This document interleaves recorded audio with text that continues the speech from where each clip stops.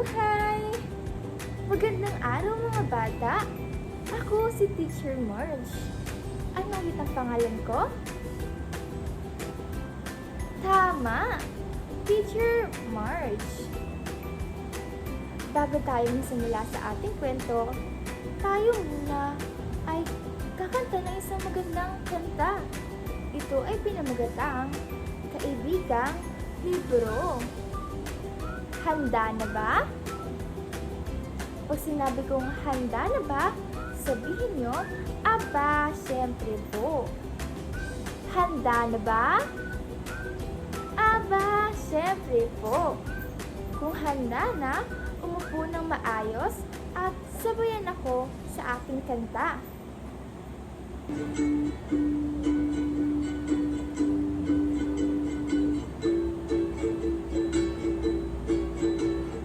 Kung kaibigan, kaibigang libro, laging handang magkwento sa inyo. Ingatan nyo ako, alagaan nyo ako. Ako ang kaibigan, kaibigang libro. Taapakan, huwag uupuan, huwag pupulitin ang mga pahina. Ako ang kaibigan, kaibigang libro, laging handang magkwento sa inyo. Ingatan nyo ako, alagaan nyo ako. Ako ang kaibigan, kaibigang libro. Bago tayo dumako sa ating kwento, aalamin muna natin ang mga salitang ito. Una, ang salitang stroller. Stroller. Stroller. Ang stroller ay isang uri ng bag na may gulong. Ito ay hinahatak upang hindi na mahirapan ang batang estudyante. Pangalawa naman, ang salitang balyena. Balyena. Balyena. Ang balyena ay isang uri ng hayop na matatagpuan lamang sa karagatan. Sabihin mo nga ulit, balyena. Pangatlo, ang salitang ngalumbaba. Nga-lum-ba-ba. Ngalumbaba. Ang ngalumbaba ay isang paraan ng paglalagay ng kamay sa ilalim ng ating taba. Ngayon, nalaman na natin ang ating mga salita. Bago tayo magsimula, may mga unting katanungan lamang ako. Una, sino-sino ang mga nagsundo sa inyo? Sina nanay at tatay ba? O kaya naman sina kuya at ate? Tito at tita? Or sina lolo't lola? Pangalawa, ano ang nararamdaman niyo kapag wala pa sila? Kayo ba'y nalulungkot, natatakot, o kaya naman ay naiiyak?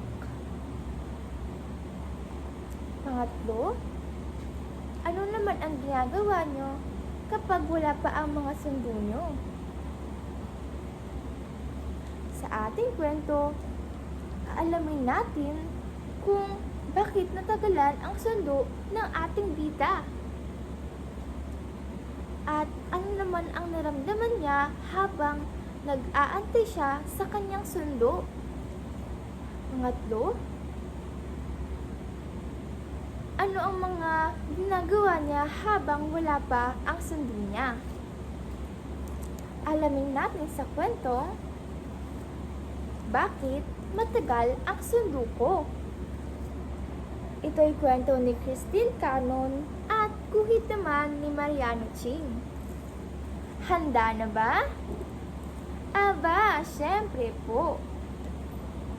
Kung handa na, umupo ng maayos at makinig sa ating kwento.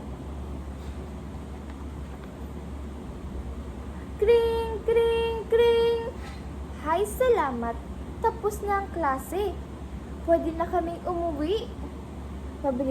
Mabilis kong iniligpit ang aking mga gamit para makapila ako agad palabas. Ang ingay ng sabay-sabay na pag-ikot ng mga gulong ng mga stroller namin. At ang lalakas ng mga boses ng mga kaklase ko habang nagpapaalaman.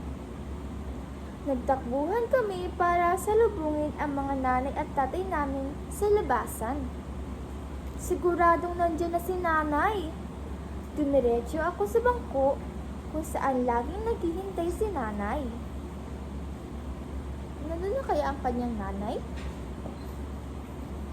Laking gulat ko nang makita kong wala pa si nanay sa bangko. Nanlaki ang mga mata ko.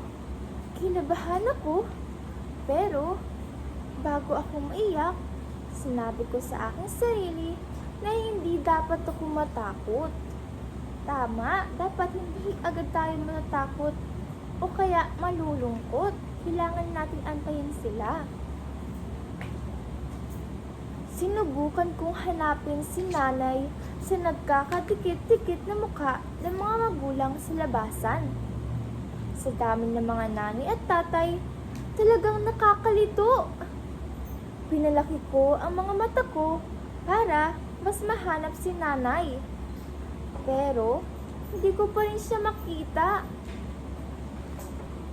Wala akong magawa kundi umupo sa bangko katabi ng aking bag at baunan. Unti-unting nabawasan ang mga batang naghihintay at mga magulang na sumusundo. Ilang kaklase ko at kanilang mga stroller ang dumaan. Pero wala pa rin si nanay. Lahat ng bata ay nasundo na, maliban sa akin. Oh, maghintay ka lang dito ha. At-traffic lang siguro ang nanay mo. Ang sabi ng gwardiya sa labasan. Kaya naghintay ako. Halos paikot-ikot na ako sa bangko. Pero wala pa rin si nanay. Ano kaya ang nangyari kay nanay? Ano kaya ang nangyari sa nanay niya? Bakit wala pa rin? Bakit hindi pa rin dumadating? Alamin natin. Baka nasiraan ng sasakyan si nanay. Halos mapatalon ako sa kinaupuan nang maalala kong may sira pala ang sasakyan namin. Siguradong naghahanap pa si nanay ng paraan para masundo ako. Siguro sumakay siya sa isang pagong. Maliit at mabagal ang hakbang nito, kaya ang tagal-tagal bago ako masundo. Pero alam kong nagmamadali si nanay kasi sabik na rin siyang makapiling ako. Hindi siya aasa sa isang pagong. Siguro sa isang elepante siya sumakay. Higanti ang mga hakbang nito at kaya sigurong mas mabilis niya akong masusundo. Pero hindi kakasya ang elepante sa daan na napakaraming sasakyan. Hindi daw kasya ang isang elepante sa isang daanan. Siguro, matagal pa talaga bago ako masundo. Siguro, isang agila ang kinaibigan ni nanay. Mabilis sila makakalipad para masundo ako. Pero, di kaya lalong magtagal si nanay sa paghahanap sa akin? Masyadong mataas ang lipad ng agila. Puro ulap, building, at tuktok ng puno lang ang makikita niya. Di niya matatanaw ang aking pagkaway. Siguro, nakipagsabayan si nanay sa mga unggoy na naglalambitin mula sa isang puno papunta sa isa pa. Ay! Sandali lang ay nandito na siya. Pero oras na sa puno ng saging sila kumapit Hindi na ipagpapatuloy ng mga unggoy ang pasabit-sabit. Siguradong matatagalan si nanay sa pagdating. Matatagalan daw ang kanyang nanay sa pagdating. Siguro, naisip ni nanay na makiangkas sa likod ng isang balyena. Sisisid sila sa malalim na dagat hanggang ako'y marating. Pero, sa gitna ng karagatan, matatagpuan ang balyena at di nito kayang lumangoy sa mababaw na baybayin. Naku! Matatagalan si nanay sa pagsagwan papunta sa akin. Hay nanay! Paano mo nga ba ako susunduin? Napagod ako sa kakaisip. Isang malalim na buntong hininga, sabay nalumbaba ang tangi kong nagawa. Lalong napakunot ang noo ko sa aking mga naisip. Siguro, di na niya ako mahal. Siguro, napagod na siya sa pagsundo sa akin araw-araw. Siguro, hindi ko na napigilan ang pagluha ko. Sumikip ang aking dibdib, hindi ako makahinga. Itinago ko na lamang ang nalugi kong mukha sa aking mga kamay nang biglang, ano kaya mangyayari sa ating bida? Alamin natin.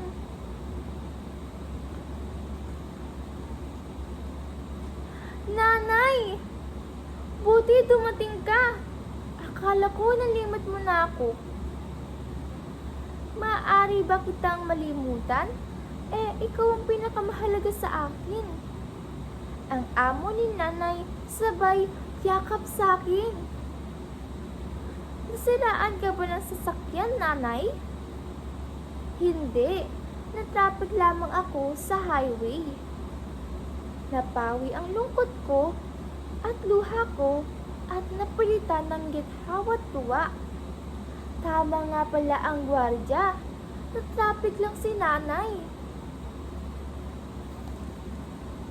Dito na nagtatapos ang ating kwentong Bakit Matagal ang Sundo Ko.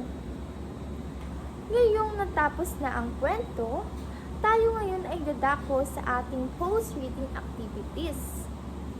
Para sa gawain 1, sagutin natin. Panuto, sagutin ang buong pangungusap at isulat ang iyong sagot sa mga patlang.